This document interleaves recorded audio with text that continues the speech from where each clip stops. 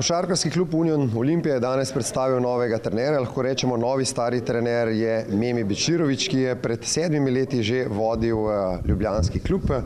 Memi, ste bili kaj presenečeni, ko ste dobili klic, koliko ste razmišljali, da prevzamete ljubljanski klub?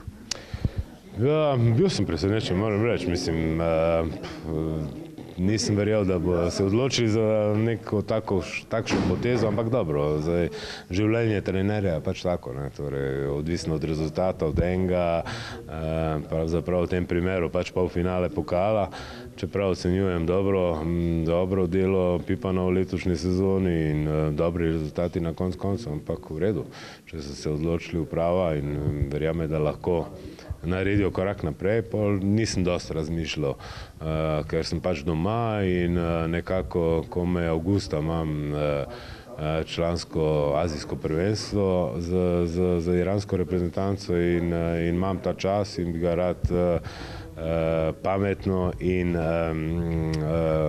kako bi rekel, konstruktivno uporabo. Pravzaprav verjamem, da lahko pomagam Olimpiji, verjamem v to ekipo, verjamem v Olimpijo in ljudje okoli in zaradi tega nisem dosti razmišljal in sprejel to nalogo.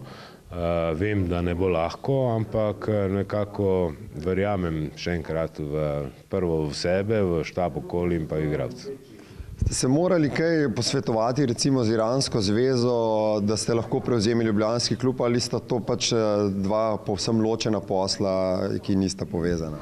Ne, to sta ločena posla, pravzaprav to sta čisto ločena posla. Jaz pogodbe nimam več z Iransko zvezo, čakam na novo, ampak v tem primeru se bom skušal poleti dogovoriti sam za vodenje članske ekipe na azijskem prvenstvu. Tako da tisto je pa kasneje, tako kot sem rekel, avgusta, tako da ni dobenega problema, da se ne bi mogel posvetiti maksimalno klubu in pa ambicijam in željam vseh nas, ki pač nekako spremljamo oziroma navijamo za Olimpijo.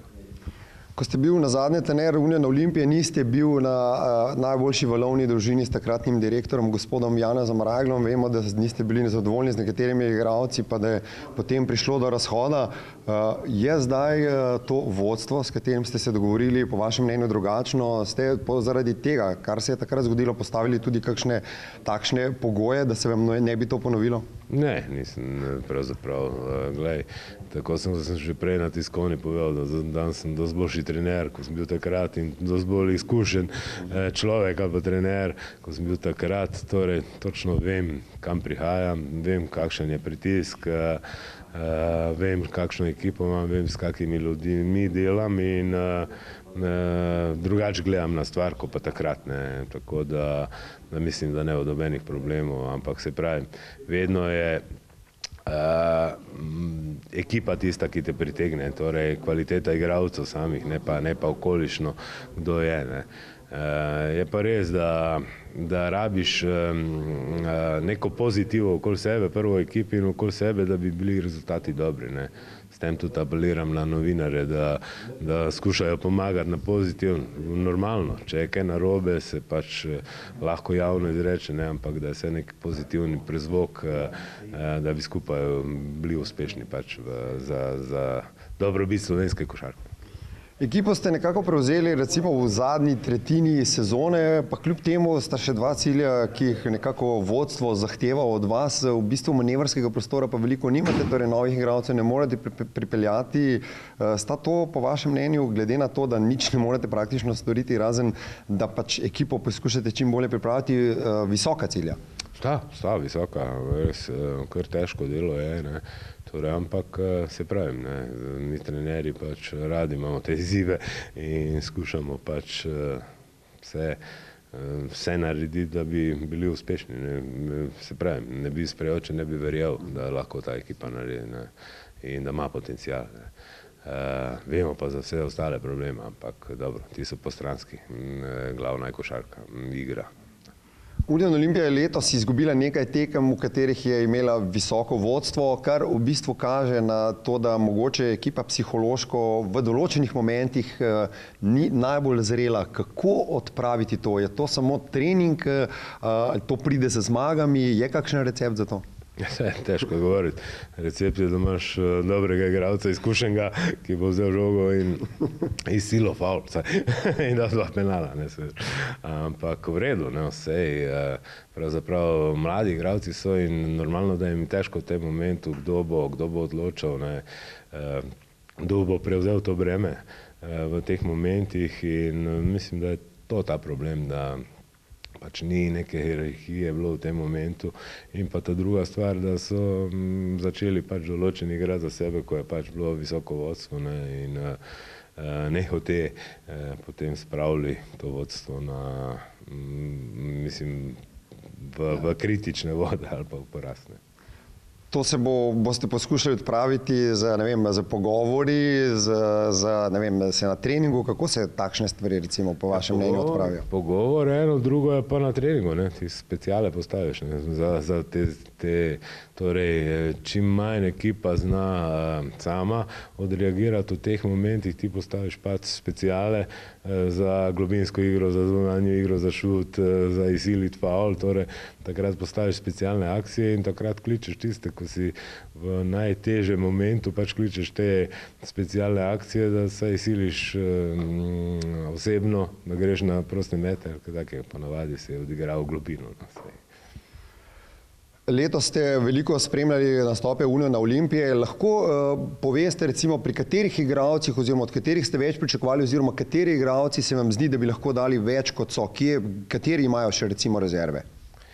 Težko je govoriti zdaj o tem, kdo ima rezerve, kdo nima, ker je bilo dosti poškodb in določeni igralci so kazali nek napredek, kot Rupnik recimo, zelo pol je pa prišla ta nesrečna poškodba, ki ga je vrgla ven en mesec in normalno, da potem zopet rabiš čas, da prideš nazaj ali pa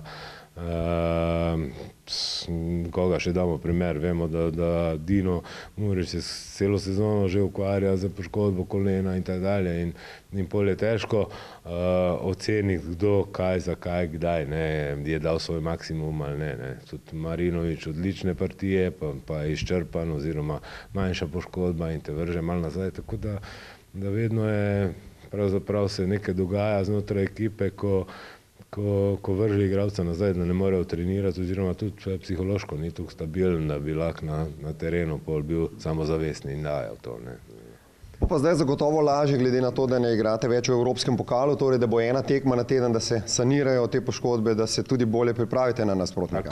Tako, se strinjam s tem, torej tedensko ena tekma in lažje se bomo pripravili na nasprotnika oziroma sanirali vse te poškodbe in pa se nekako sami lahko psihično pripravili na te tekme. Mogoče še zadnje vprašanje. V nedeljo vas čaka gostovanje v Skopju proti MZT-u, ki letos ne blesti. Nekako lepa priložnost za vas, da se vrnete na klop Uniona Olimpije z zmago. Ja, ne bo pa lahko, ker tudi oni nekako sestavljajo tim, menjajo trenerje, vozijo nove igrače in normalno hočejo tudi zmagati. Na koncu koncev tudi imajo dobro publiko, ampak vseeno, verjamem, da bomo uspešni, da se bomo dobro pripravili vsi skupaj in da bomo prišli za zmago. Na koncu koncev je moj rojstni dan v nedeljo in to bi bila najboljše darilo. Dobro, hvala lepa za tale pogovor. Želimo vam seveda, da bi vam ta rok trajanja bil daljši kot pri vašem prvem. Ne more biti daljši, če 3 mesece. Dobro, to se da podaljšati. Ja.